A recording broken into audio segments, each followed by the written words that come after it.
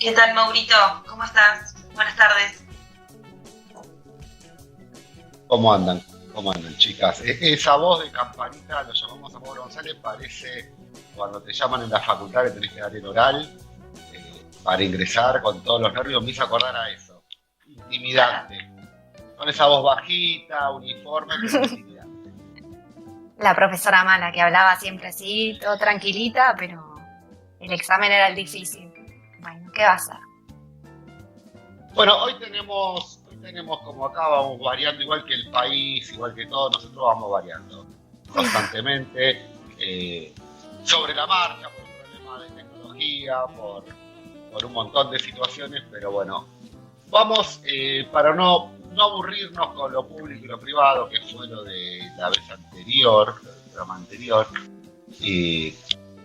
fue muy por encima. Vamos a volver a retomar una carta que le mandó Magno a Aristóteles.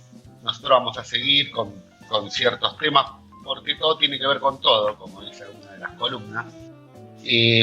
Para los oyentes que recién están sintonizando, les vamos a contar que en Ágora se planteó una situación donde Aristóteles dio un discurso supuestamente planteando al conjunto de los ciudadanos ciertas técnicas ocultas que a Magno, que era el emperador en ese momento, no le gustaron. Pero he aquí que, bueno, he sacado de un extracto de un programa de Canal A que vi, muy interesante, más otras cositas que tenía. He sacado una conclusión muy interesante porque podemos adosar a John Locke en todo esto, que fue un filósofo inglés que nació en 1632, le tocó vivir un estallido de guerra civil y demás.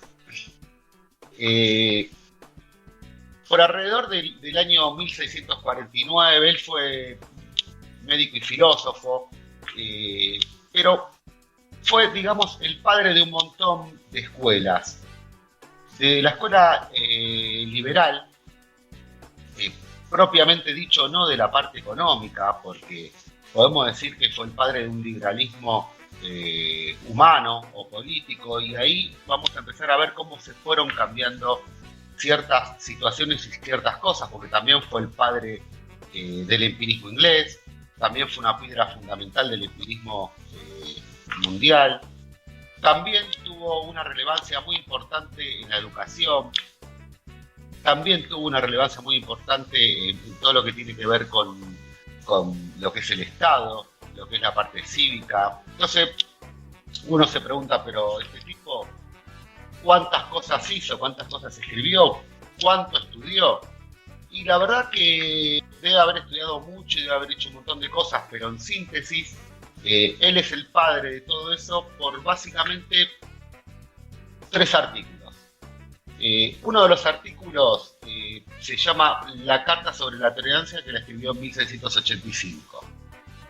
Es una especie de tratado de la distinción entre la esfera religiosa y la esfera política, y la finalidad del gobierno, del gobernante y la iglesia. Nada más y nada menos, se metió en el medio de un caos total de opiniones de todo tipo, ¿no? Él después se tuvo que emigrar de Inglaterra y volvió del exilio y publicó 2 libros, que son 2 tratados. Uno es Ensayo sobre el entendimiento humano y Ensayo sobre el entendimiento de gobierno civil. Estas fueron las 3 obras fundamentales de él. La primera obra es la que lo llevó a exiliarse, y estas 2 obras, los 2 ensayos de entendimiento humano y de gobierno civil, se supone que técnicamente no tienen nada que ver una con la otra, pero vamos a ir avanzando y vamos a ir viendo que todo tiene que ver con todo, gracias a Locke. Principalmente, el tipo encaró por la situación del ensayo del entendimiento humano, a ver cómo los seres humanos iban entendiendo ciertas situaciones.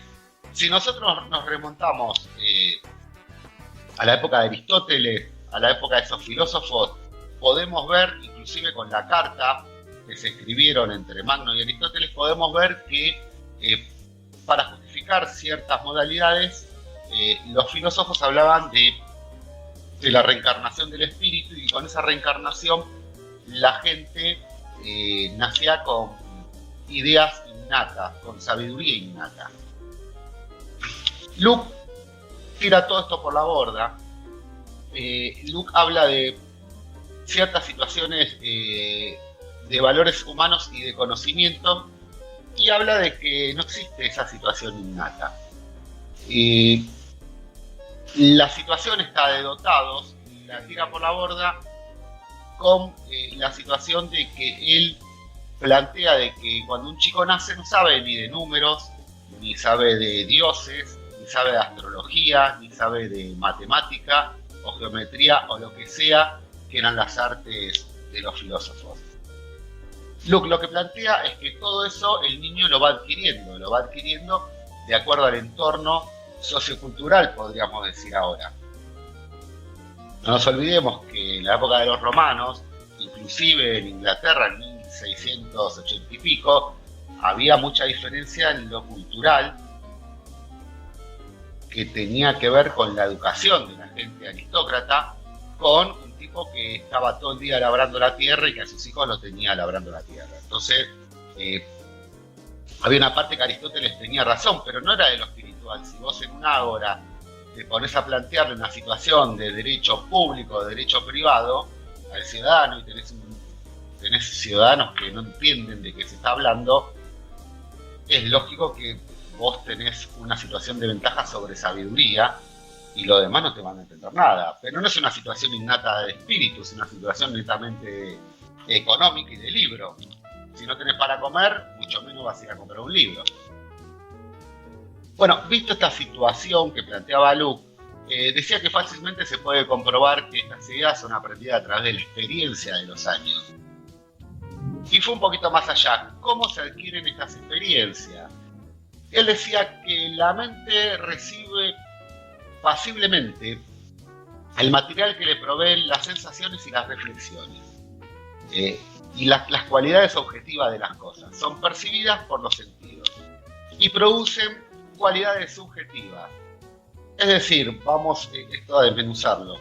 El tipo dice que el ser humano de niño va absorbiendo por intermedio de la experiencia, de reflexiones y demás sentidos, ideas primarias, cosas sencillas. Él las va absorbiendo y le van quedando en la cabeza. Estas cosas que son percibidas, que tienen cualidades que son primarias, la mente las recibe de manera simple y actúa comparando, distinguiendo, combinando, abstrayendo, para luego elaborar ideas complejas. Ya que espero que se haya entendido lo primero, vamos por lo segundo. ¿Sí? En principio aprendemos la numerología, el 1, el 2, el 3, el 4, y después, que son ideas, le vamos agregándole signos, el más, el menos, la multiplicación, la división, se terminan transformando en una operación matemática de ideas complejas. Y así sucesivamente.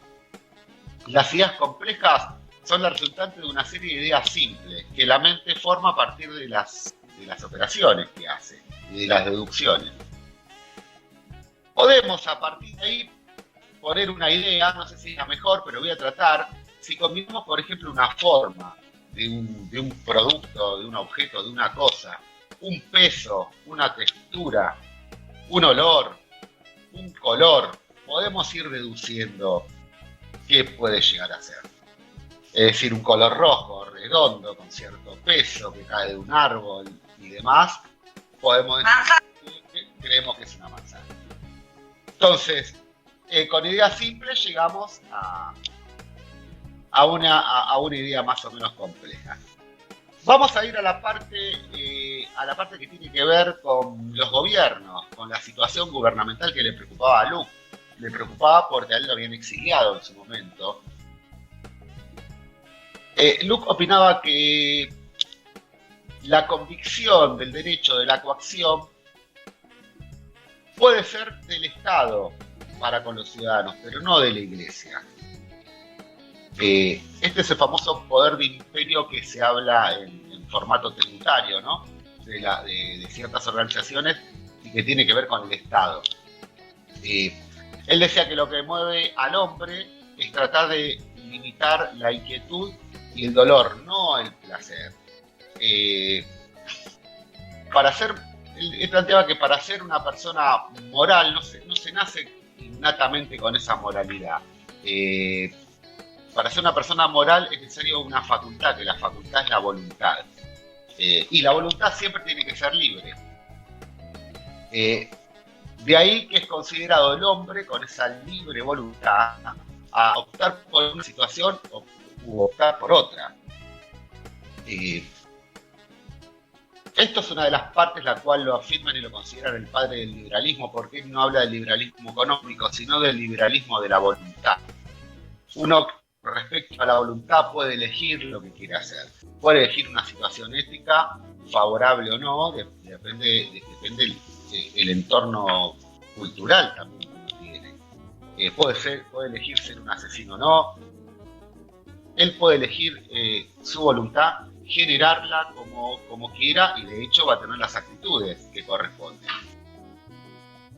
Aparte planteaba que en el liberalismo del alma, de la voluntad y demás, existía el derecho del hombre antes que el derecho del Estado. Él lo que sí decía que había algo innato que nacía con el hombre y eran 3 derechos. Una situación bastante incomprobable, pero bueno. Sí, exactamente. Él generalmente predicaba en contra del absolutismo, que fue lo que lo llevó a que lo echen de Inglaterra. ¿Cuáles son los derechos, Mauro? Contanos.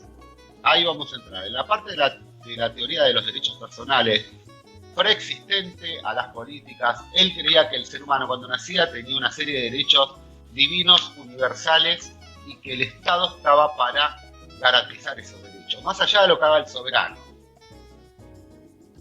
Él planteaba que estos derechos eran el derecho a la vida, el derecho a la libertad y el derecho a la propiedad. Y acá vamos teniendo un sesgo económico en el tema, de una manera u otra. Pero ahora vamos a entrar en una parte mucho más interesante al final de todo esto, para no aburrirlo. Él planteaba que el Estado es el acuerdo de los hombres para crear un cuerpo legislativo y garantizar que estos derechos se lleven adelante. Él no planteaba una situación del poder ejecutivo, del poder judicial. Para él el principal derecho era el del poder legislativo, que era lo que votaba la gente. Para él, lo que votaba la gente, que era la mayoría que estaba legislando, era verídicamente los que gobernaban. La autoridad política está para defender e intervenir sobre los derechos de la vida, libertad y propiedad, pero no para la parte religiosa. En la parte religiosa la abstraía de todo marco. Él planteaba que existe una rebelión legítima cuando el soberano no respeta estas leyes, que el pueblo puede salir a ejercer una rebelión legítima. Algo que ya nos estamos metiendo en una situación política conocida en algún momento y no tan antigua. Y acá viene la parte relevante. Luke decía que somos todos propietarios de nuestra libertad y de nuestro trabajo. Y cuando nosotros trabajamos, añadimos un elemento propio a esa situación de trabajo, que también nos hace de algún modo propietarios de esa situación de trabajo. Nada más lejos, ni nada más que esté en una punta y en la otra con lo que empezamos y con lo que terminamos. Puede ser el principio de algo marxista, puede ser el principio de algo socialista. El tipo decía que si uno se dedica a trabajar y a recoger manzanas, esas manzanas, no importa de quién sea el árbol, no importa de quién sean las tierras, pero esas manzanas tienen algún sesgo de mi trabajo, por ende tienen algo que es mío, por ende las manzanas también son mías. Esto lo dijo todo un mismo personaje, que fue el padre del liberalismo, vamos a decir intelectual, o de la voluntad, no específicamente de la parte económica, tiene otro rasgo económico, pero partió de esa base y terminó con un concepto marxista, podríamos decir, o de otro tipo de política económica. Bueno, este hombre lo último que planteó fue que si en realidad no es tan importante conocer el alma o el mundo o los objetivos metafísicos en general, es porque la filosofía tiene que ser una guía de vida para vivir una vida mejor. Este hombre murió a los 72 años. Bueno, para la época vivió una bocha.